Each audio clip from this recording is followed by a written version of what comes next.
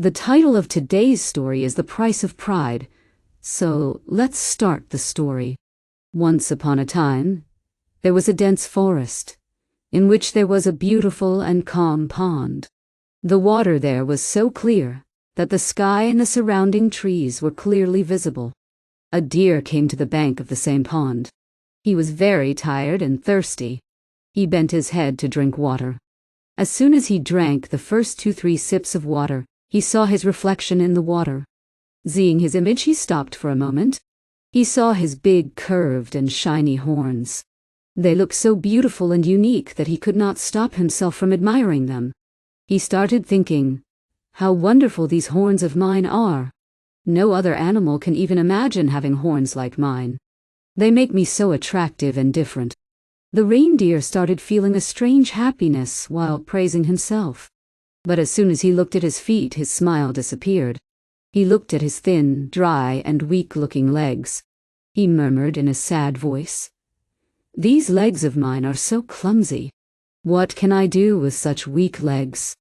I should be ashamed of them. I wish my legs were as beautiful and strong as my horns."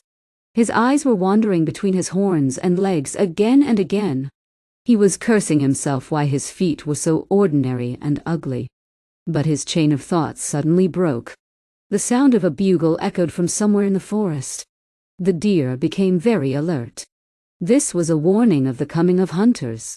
He raised his ears and started listening carefully. He immediately sensed the danger. His heart started beating fast. "I have to get out of here," he said to himself. He immediately ran into the forest.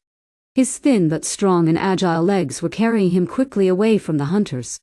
The sound of rustling leaves and passing through the trees was echoing with every step he took. His goal was only one: to save his life. The reindeer felt how fast his legs were carrying him. The voices of the hunters were now going away. He was about to heave a sigh of relief when he realized that he had reached a dense part of the forest. There were tall trees and dense bushes here. That's when the trouble started. As he was trying to move through the bushes, his large and curved horns got stuck in the bushes. He tried hard to get them out, but they were so badly entangled that he was unable to move them even if he wanted to. The reindeer tried with all its might, but each time its horns became more entangled. His breathing was becoming faster, and his nervousness was increasing. "What is happening? My beautiful horns have now become a problem for me," he thought in frustration. On the other hand, the hunters were moving rapidly in his direction. The sound of his feet was now clearly heard. The reindeer realized that time was running out. He once again tried to free his horns, but in vain. He had very little time now. He looked around with fearful eyes, as if some miracle would happen, and he would be saved. But no miracle happened. He thought to himself, "These thin and useless-looking legs of mine brought me here. They tried their best to save my life. But these beautiful horns of mine, which I was so proud of, are now causing my death." Meanwhile, the hunters had come closer to the reindeer. They saw him stuck in the bushes. The deer was looking at them, as if he was begging for his life. But the hunters were not going to show mercy. He put an arrow on the bow and took aim. Ultimately, the arrow was fired and the deer fell to the ground.